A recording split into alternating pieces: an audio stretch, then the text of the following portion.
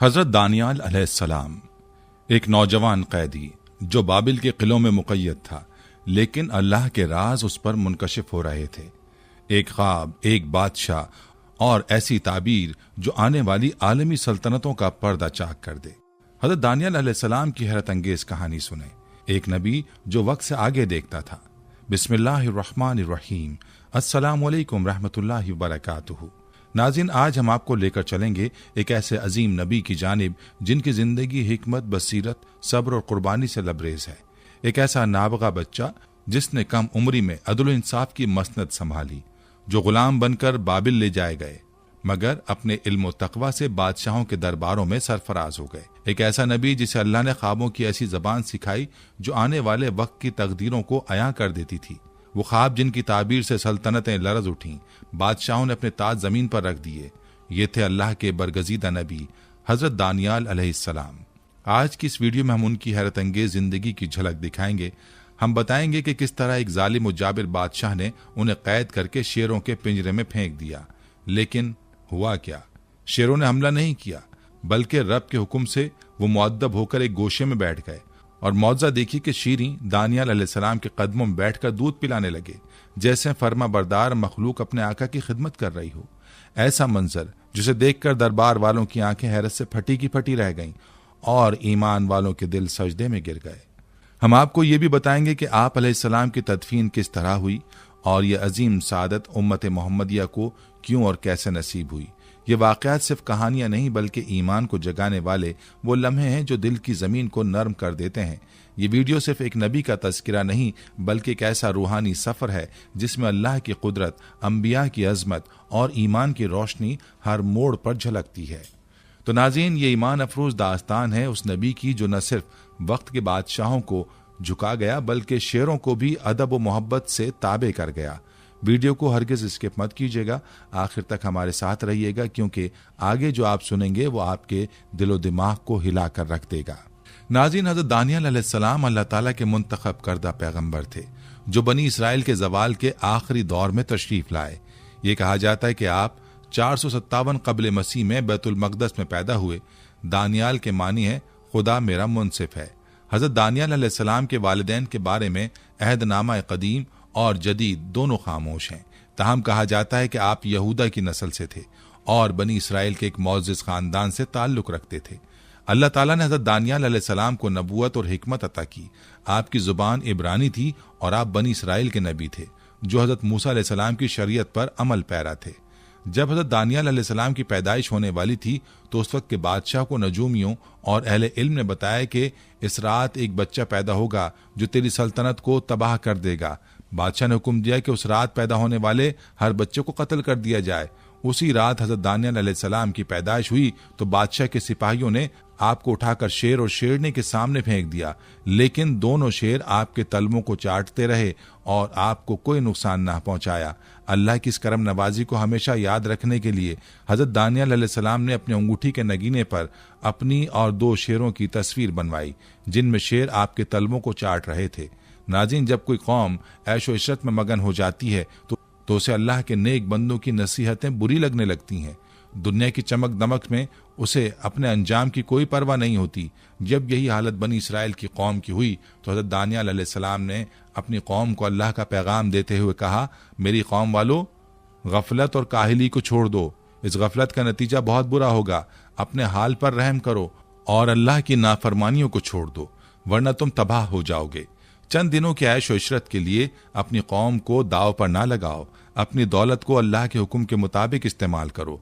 नफ्स परस्ती से बाज आ जाओ, इसी में तुम्हारी भलाई है।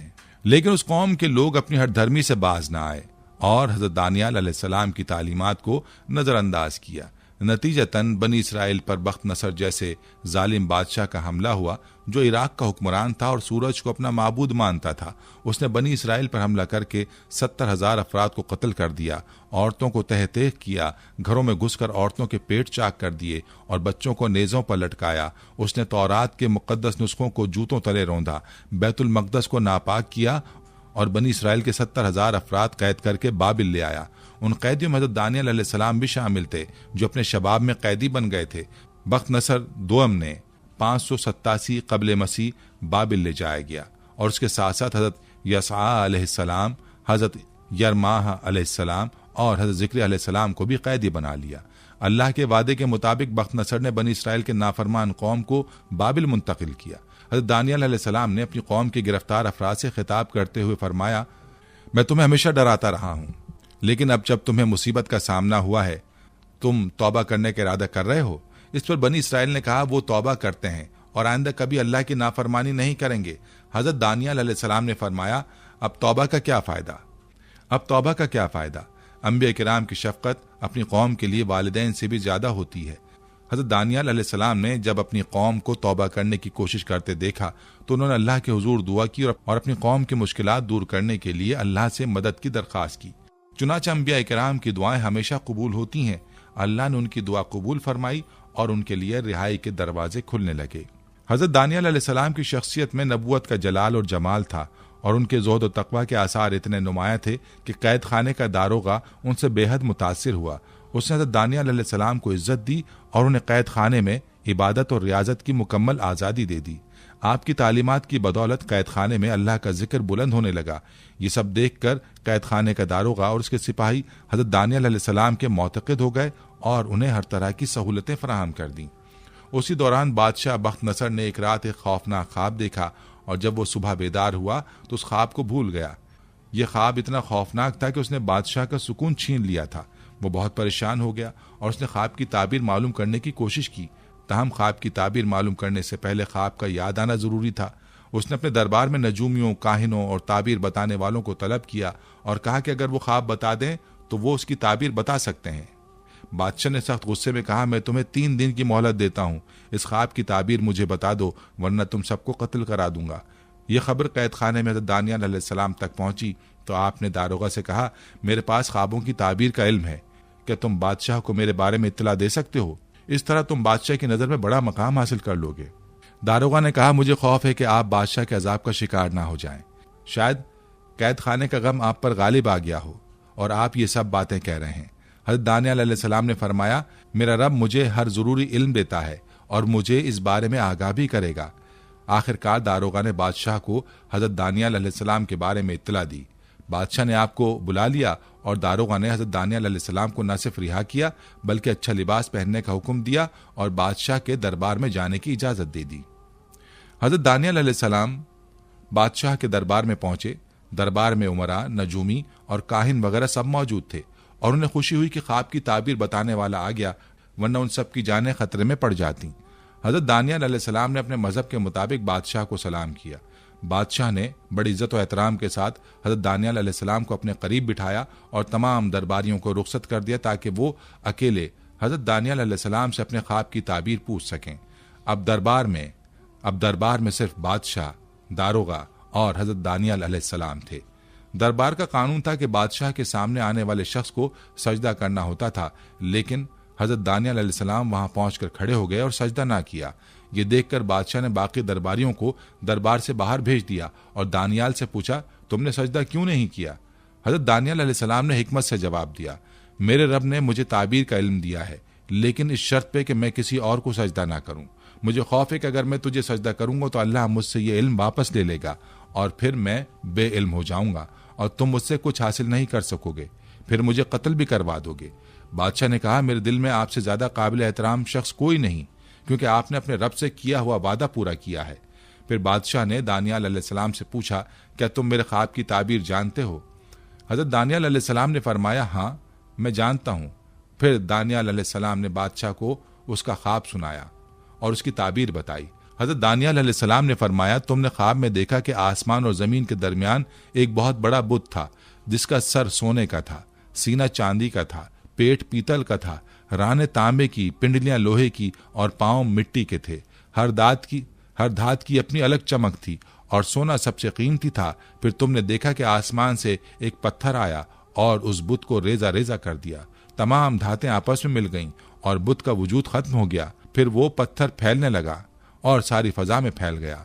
बादशाह ने कहा, मैं कसम खाकर कहता हूं कि मेरा ख्वाब यही था। हज़रत दानियल अलैहिस्सलाम ने ख्वाब की ताबीर बताते हुए फरमाया, ये मुख्तलिफ धातें दुनिया की मुख्तलिफ कौमें हैं। सोने से मुराद तुम्हारी इराकी कौम है जो सबसे ज्यादा मुतमद्दिन है। चांदी से मुराद तुम्हारे बाद आने वाली कौम है जो तुम्हारी कौम से कम तरक्की याफ्ता होगी। पीतल से मुराद चीनी और जापानी कौमें हैं और तांबे से मुराद हबशी कौम है। मिट्टी से मुराद कमजोर कौमें हैं जिन्हें कमजोर समझा जाएगा। फिर तुमने देखा कि एक पत्थर आया और उस बुत को चकनाचूर कर दिया। यह पत्थर खातिमुन नबीयीन सल्लल्लाहु अलैहि वसल्लम का दीन है जिसने तमाम कौमों को एक कर दिया और सब में मसावत कायम कर दी। बादशाह ने हज़रत दानियल अलैहिस्सलाम के हाथ चूमे और कहा, मैंने दुनिया में आज तक इतना बड़ा दानिशमंद नहीं देखा। फिर बादशाह ने हुक्म दिया कि हज़रत दानियल अलैहिस्सलाम की राय के बगैर सल्तनत का कोई काम ना होगा। हज़रत दानियल अलैहिस्सलाम ने अमलन खुद बादशाह की मदद की और अपनी कौम को रिहाई दिलवाई। नाज़रीन, ये एक हकीकत है कि जो लोग अल्लाह के अहकाम पर अमल पैरा होते हैं और नबी अलैहिस्सलाम की हिदायत को अपनाते हुए अपनी ज़िंदगी को गुजारने की कोशिश करते हैं, वो दुनिया में सुकून और सकीना की ज़िंदगी पाते हैं। उनकी ज़िंदगी में अमन, खुशी और बरकतें होती हैं। लेकिन जो लोग अल्लाह की हिदायत और नबी अकरम सल्लल्लाहु अलैहि वसल्लम की तालीमात से मुंह मोड़कर शैतान के पीछे चलते हैं, उनके मुकद्दर में जिल्लत, रुसवाई और तबाही लिखी जाती है। ऐसी कौमों पर अल्लाह ताला जालिम हुक्मरान मुसल्लत कर देता है जो उनके हुकूक का इस्तेसाल करती हैं और उनकी जिंदगी को एक कर्बनाक अजाब बना देती हैं। उनकी सरजमीनों में फसाद और तंगी का सामना होता है और वो अपनी गफलत की वजह से खुद अपनी तबाही का सबब बनते हैं। आज हम बात कर रहे हैं हज़रत दानियल अलैहिस्सलाम की। हज़रत दानियल अलैहिस्सलाम बनी इसराइल के एक मौजिज़, इज्जतदार और अमीर खानदान से ताल्लुक रखते थे। आपकी सलाहियतों और इल्मी जलालत को देखकर बादशाह बख्त नसर ने आपको दरबार में अहम मुकाम दिया। बादशाह ने आपकी अक्ल व दानिश से मुतासिर होकर आपको बिल्टीशाजार का खिताब दिया, जिसका मतलब था बादशाह का मुहाफिज। हज़रत दानियल अलैहिस्सलाम को अल्लाह ताला ने ख्वाबों की ताबीर का इल्म भी अता किया था और आपने एक पेशगोई की थी कि बख्त नसर के खानदान की हुकूमत जल्दी खत्म हो जाएगी, जो बाद में सच साबित हुई। बादशाह बख्त नसर ने हज़रत दानियल अलैहिस्सलाम से 3 अहम बातों में से किसी एक को मुंतखब करने की पेशकश की थी। आप अपने शहर वापस चले जाएं, मैं उस वीरान शहर को दोबारा आबाद कर दूंगा। मैं आपके लिए अमन का परवाना जारी कर देता हूं ताकि आप मेरे मुल्क में जहां चाहें अमन से रहें। 3, या फिर आप मेरे साथ रहें और दरबार में अहम मकाम हासिल करें। हज़रत दानियल अलैहिस्सलाम ने इन पेशकशों का हिकमत से जवाब दिया। आपने फरमाया, पहली बात यह कि अल्लाह ताला ने मेरी कौम और उसकी सरजमीन के लिए तबाही और बर्बादी लिख दी है और जब तक अल्लाह का हुक्म ना आए ये जमीन आबाद नहीं हो सकती। दूसरी बात का जवाब यह था कि मैं अल्लाह की अमान में हूँ और मेरे लिए मुनासिब नहीं कि मैं अल्लाह के तहफ़्फ़ुज़ में रहते हुए किसी और की पनाह में आऊँ। तीसरी बात का जवाब यह था कि इस वक्त मेरे लिए यही ज्यादा मुनासिब है कि मैं बादशाह के साथ रहूं जब तक अल्लाह का हुक्म ना आ जाए। हज़रत दानियल अलैहिस्सलाम सच्चे मोमिन और अल्लाह के फर्माबरदार थे। बाबिल में क़याम के दौरान आपने कभी भी गैर हलाल खुराक नहीं खाई और हमेशा सादा और पाकीज़ा ग़िज़ा पर गुजर बसर की। अल्लाह ताला ने उस सादा ग़िज़ा में बरकत डाल दी और आप बाबुली लोगों से ज्यादा सेहतमंद और खुश शक्ल नजर आते थे। बादशाह इतना मुतासिर हुआ कि उसने हज़रत दानियल अलैहिस्सलाम को देवता की मानंद इज्जत देने लगा और उनके लिए कुर्बानी की भेंट चढ़ाई जाने लगी। चंद साल बाद 410 कबल मसीह में बादशाह बख्त नसर को एक इंतहाई परेशान कुन ख्वाब आना शुरू हुआ जो उसे मुसलसल डरा रहा था। इस पर बादशाह ने हज़रत दानियल अलैहिस्सलाम को तलब किया और ख्वाब की ताबीर पूछी। हज़रत दानियल अलैहिस्सलाम ने फरमाया कि तुम 7 साल तक पागल रहोगे और जानवरों की तरह जिंदगी गुजारोगे, मगर तुम्हारी हुक्मरानी बरकरार रहेगी। लेकिन जब तुम अल्लाह के हुक्म को तस्लीम कर लोगे तो तुम वापस अपने मकाम पर आ जाओगे। हज़रत दानियल अलैहिस्सलाम ने बख्त नसर को नसीहत की कि वो अल्लाह के गरीब बंदों पर अपने खजानों का रुख खोल दे और उनकी भूख और गुर्बत को दूर करे, शायद अल्लाह ताला उस पर रहम करे। बख्त नसर ने इस नसीहत पर अमल किया और बनी इसराइल की मदद की, यहाँ तक कि कोई भी बनी इसराइली भूखा ना रहा। 1 साल तक अल्लाह ताला ने अपना वादा मौखर रखा, लेकिन जब बादशाह ने गरीबों की मदद करना बंद कर दी, अल्लाह ताला ने उस पर अजाब भेजा और वो जानवरों की तरह जिंदगी गुजारने लगा। उसकी हालत इस कदर बदतर हो गई कि वो जानवरों की तरह हरकत करने लगा और उनके साथ रहने लगा। 7 साल तक हज़रत दानियल अलैहिस्सलाम की पेशगोई के मुताबिक बख्त नसर जानवरों की तरह जिंदगी गुजारने के बाद अल्लाह के हुक्म से ठीक हो गया और उसकी सल्तनत को दोबारा इस्तेहकाम हासिल हुआ। बाद अज़ां 397 कबल मसीह में बख्त नसर का इंतकाल हो गया और उसका बेटा एवल बादशाह बन गया, जो 23 साल तक बाबिल पर हुक्मरान रहा। 374 कबल मसीह में एवल का बेटा बालशजार बादशाह बना। उसके बाद तारीख में उसकी हुक्मरानी का दौर आया। ये एक अहद का खात्मा और हज़रत दानियल अलैहिस्सलाम की तकदीर का एक नया बाब था, जिसमें अल्लाह ताला के इल्म, हिकमत और रहम का अमल नजर आता है। बालशजार ने जब अपने बादशाह बनने के जश्न में अपने दरबार के मुकद्दस बर्तनों को इस्तेमाल करते हुए शराब पी, जिन्हें बख्त नसर बैतुल मक़दस से लूट कर लाया था, तो ये अमल अल्लाह की बेहुरमती और नाफरमानी के मुतरादिफ था। यह हरकत न सिर्फ बादशाह की तकदीर की अलामत थी, बल्कि अल्लाह की तरफ से उसकी और बाबिल की तबाही की घड़ी आ चुकी थी। हजरत दानियल अलैहिस्सलाम ने इस मौके पर बालशाज़ार को एक शदीद तंबीह की और बताया कि तुम्हारे इक़्तिदार का वक्त खत्म हो चुका है और अल्लाह ने तुम्हारी और तुम्हारी सल्तनत की तबाही का फैसला कर लिया है। अल्लाह ताला ने अपने पैगंबर हजरत दानियल अलैहिस्सलाम को उस वक्त का इल्म दे दिया था और उसी दौरान महल की दीवारों पर किसी ने एक गैर मानूस जबान ने कुछ लिखा, जिसे पढ़ने के लिए बालशाज़ार ने हजरत दानियल अलैहिस्सलाम को तलब किया। हजरत दानियल अलैहिस्सलाम ने उस इबारत मेने तेकल युफारसिन का तर्जुमा किया और उसका मफहूम कुछ यूं बताया गया, गिनती गिनती तोल तकसीम। हजरत दानियल अलैहिस्सलाम ने बेखौफ होकर उस वक्त के बादशाह के सामने फरमाया कि तुम्हारे इक़्तिदार के दिन गिने जा चुके हैं, तुम्हारा तोल खुदाबंद ने कर लिया है और वो तुम्हारी सल्तनत को मेदिया और फारस में तकसीम कर देगा। इस पेशगोई के फौरन बाद उसी रात बालशाज़ार को उसके अपने मुहाफिजों ने कत्ल कर दिया और उसका इक़्तिदार खत्म हो गया। चंद महीनों बाद दारा ने बाबिल पर हमला किया और बाबिल की ईंट से ईंट बजा दी। बाबिल के निज़ाम को संभालने के लिए दारा ने 120 अफराद पर मुश्तमिल एक काबीना तश्कील दी, जिसमें 3 अफराद को अहम जिम्मेदारियां सौंपी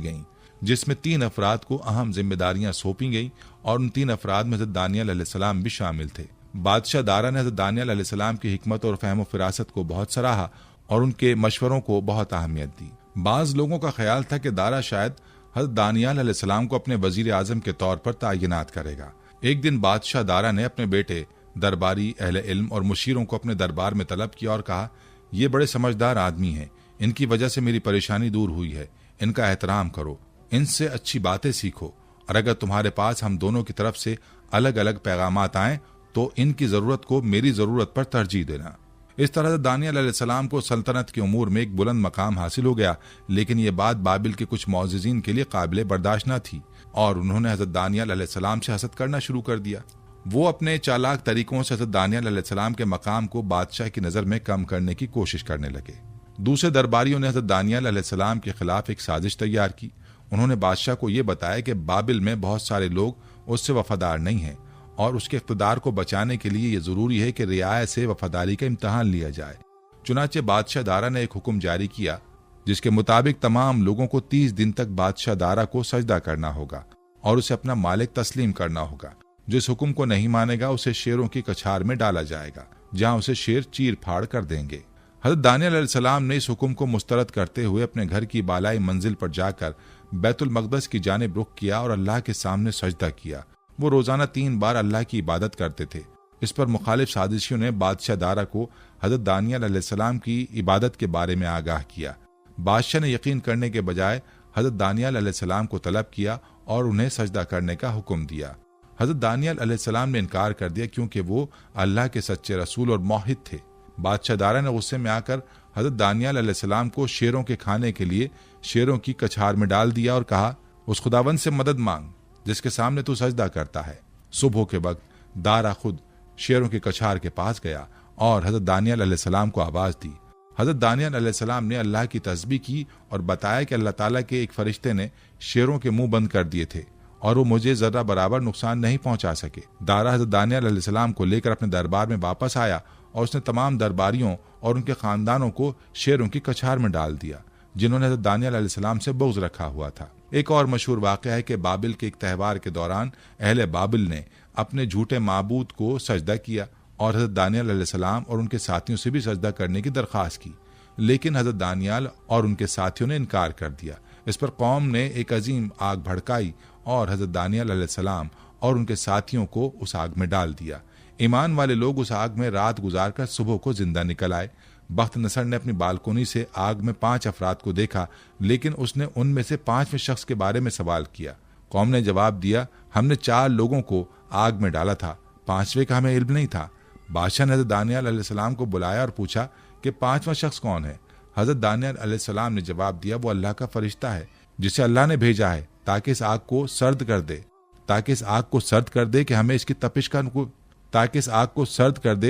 इसकी तपिश का कोई नुकसान ना हो। नाज़रीन, एक रिवायत के मुताबिक वहां के मजूसियों ने हज़रत दानियल अलैहिस्सलाम और आपके साथियों के खिलाफ हसद की आग में जलते हुए बादशाह के पास शिकायत लेकर पहुंचने की कोशिश की कि ये लोग ना तुम्हारे माबूद की इबादत करते हैं और ना ही तुम्हारे मुल्क में ज़बीहा किए गए गोश्त खाते हैं।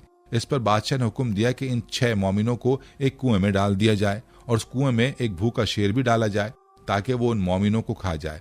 शाम को जब काफर वापस लौटे और कुएं के करीब पहुंचे तो उन्होंने देखा कि शेर उन मोमिनों के सामने बैठा हुआ था और उनकी कलाइयां बिछाकर बीच में दराज हो गया और उन मोमिनों को किसी भी किस्म का नुकसान नहीं पहुंचाया। इस मौजे ने उन हजरात को बादशाह की नजर में और भी मोअज़्ज़िज बना दिया। लेकिन मजूसियों ने दोबारा बादशाह के सामने शिकायत की तो बादशाह ने हज़रत दानियल अलैहिस्सलाम और आपके साथियों को एक मर्तबा फिर कुएं में डालने का हुक्म दिया। इस बार 2 खूनी शेरों को साथ डाल दिया। 5 दिन तक आप अलैहिस्सलाम और आपके साथियों को उन शेरों के साथ कुएं में कैद कर दिया गया। जब 5 दिन बाद कुएं को खोला गया तो अंदर का मंजर देखकर बादशाह और उसके दरबारी हैरत ज़दा रह गए। हज़रत दानियल अलैहिस्सलाम नमाज में मशगूल थे और दोनों शेर कुएं के एक कोने में दराज थे और उन्होंने हज़रत दानियल अलैहिस्सलाम को कोई नुकसान नहीं पहुंचाया। उस कैद में हज़रत दानियल अलैहिस्सलाम ने अल्लाह के सामने ये दुआ की थी, ऐ मेरे माबूद, हमारी कौम को शर्मिंदगी और ऐब वाली बातों के सबब तूने हम पर बख्त नसर जैसे शख्स को मुसल्लत किया जो तुझे नहीं जानता। नाज़रीन, एक और दिलचस्प बात यह भी है कि बचपन में शेरों ने हज़रत दानियल अलैहिस्सलाम को कोई नुकसान नहीं पहुंचाया था और जब बड़े होने के बाद काफिरों ने आपको दोबारा शेरों के आगे डाल दिया तो वहां भी शेर आपके कदमों को चाटने लगे और आपके सामने दुम हिलाते रहे। इस कैद में अल्लाह के हुक्म से एक फरिश्ता हज़रत दानियल अलैहिस्सलाम के लिए खाना लेकर आया। बाज रिवायात में ये भी जिक्र है कि हज़रत आर्मिया अलैहिस्सलाम आपके लिए खाना लेकर आए थे। हज़रत आर्मिया अलैहिस्सलाम भी नबी थे और ये नबी अंबिया किराम में शामिल हैं जिन्हें अल्लाह ताला ने हज़रत मूसा अलैहिस्सलाम और हज़रत ईसा अलैहिस्सलाम के दरमियान भेजा। हज़रत मूसा अलैहिस्सलाम के बाद हज़रत ईसा अलैहिस्सलाम के ज़माने तक अल्लाह ताला की तरफ से मुतवातिर रसूल आते रहे और उनकी शरीयत एक ही थी। उन रसूलों में हज़रत यूशे बिन नून, हज़रत अशमुवेल, हज़रत दाऊद, हज़रत सुलेमान, हज़रत अरमिया, हज़रत हस्कील, हज़रत इलियास, हज़रत यूनुस, हज़रत ज़िक्रिया और हज़रत याहया अलैहिस्सलाम शामिल थे। ये तमाम हजरात हज़रत मूसा अलैहिस्सलाम की शरीयत के मुताबिक हुक्म देते थे, यहाँ तक कि अल्लाह ताला ने हज़रत ईसा अलैहिस्सलाम को मबूस किया और वो नई शरीयत लेकर तशरीफ लाए। नाज़रीन, बख्त नसर दोम के दौर में बाबिल में एक और वाक़या भी पेश आया जिसका जिक्र बनी इसराइल की किताबों में मौजूद है। बख्त नसर दोम ने अपना एक बुत तामीर कराया जिसका नाम टेज़ेट था और उस बुत को बैतुल मक़दस के बड़े पुरोहित का तमगा पहनाया गया। उस तमगे की वजह से बुत से आवाज आने लगी और वो कहने लगा, मैं ही तुम्हारा आका हूँ, मैं तुम्हारा खुदाबंद हूँ। इस फितने का शोर सुनकर हज़रत दानियल अलैहिस्सलाम बुत के पास गए। उन्होंने फरमाया, मैं कायनात के खालिक का एक अदना बंदा हूँ। मैं तुझे हुक्म देता हूँ कि जो भी तमगा या ताकत है वो बुत के अंदर से बाहर आकर मेरी नजरों में आए। हज़रत दानियल अलैहिस्सलाम की एक ललकार पर बुत का तमगा बाहर आकर गिर गया और खुद बुत भी मिस्मार हो गया। बाद के अयाम में एक और अहम वाक़या पेश आया जिसमें हज़रत दानियल अलैहिस्सलाम ने बादशाह दारा से दरख्वास्त की कि आप अपने वतन वापस जाना चाहते हैं। बादशाह दारा ने यह दरख्वास्त कबूल की और बनी इसराइल को वापस बैतुल मक़दस जाने की इजाज़त दे दी। वतन वापस पहुंचने पर एक बड़ी मजलिस कायम की गई जिसमें हज़रत यर्मिया, हज़रत दानियल अलैहिस्सलाम, हज़रत हस्कील, हज़रत ज़िक्रिया और दीगर अंबिया शामिल थे। उन हजरात ने सबसे पहले बनी इसराइल को बाबिल की ज़बान को तर्क करके मूसा अलैहिस्सलाम की ज़बान इख्तियार करने की हिदायत दी। साथ ही बनी इसराइल से मुशरिकाना रसूम और बिदात का खात्मा करने की कोशिश की और शरीयत मूसवी को दोबारा जिंदा करने के अहकाम खुदाबंदी पहुंचाए। हज़रत दानियल अलैहिस्सलाम का मज़ार ईरान के सूबे खोजिस्तान के शहर शोश्तर तस्तर में है। आपकी तदफीन हज़रत उमर फारूक रज़ियल्लाहु अन्हु के दौर में हुई। एक हदीस में नबी करीम सल्लल्लाहु अलैहि वसल्लम ने फरमाया, हज़रत दानियल अलैहिस्सलाम ने अल्लाह से दुआ की थी कि मुझे मोहम्मद सल्लल्लाहु अलैहि वसल्लम की उम्मत दफन करे। अबू मूसा अशअरी रज़ियल्लाहु ताला अन्हु फरमाते हैं कि जब मैंने शहर तस्तर या शोश्तर को फतह किया तो वहां हज़रत दानियल अलैहिस्सलाम का ताबूत पाया और मैंने देखा कि आपका जिस्म बिल्कुल सही और सालिम था। आपकी रगें अभी तक तरोताज़ा थीं और आपके जिस्म में खून गर्दिश कर रहा था। इस वाक़े की तफसील इब्न कसीर ने अपनी मशहूर किताब अल बदाया व निहाया में बयान की है। आपने लिखा कि हज़रत खालिद बिन दीनार तमीमी ने अबू अल आलिया से रिवायत किया है कि जब हमने शहर तस्तर फतह किया तो हमने एक कब्र के करीब देखा जिस पर एक ताबूत रखा था और उस ताबूत के पास एक मुसहफ रखा था। हमने उस मुसहफ को हज़रत उमर बिन खत्ताब रज़ियल्लाहु अन्हु की खिदमत में भेजा और आपने काब बिन जैद को बुलाया ताकि वो उस मुसहफ को इब्रानी से अरबी में तर्जुमा करके हमें दे दे। फिर सबसे पहले हमने उसे पढ़ा और ये कुरान की मानिंद था जिसमें हमारे तमाम मामलात हमारे कलाम यानी कुरान के लहजे और आने वाले हालात व वाक़यात का जिक्र था।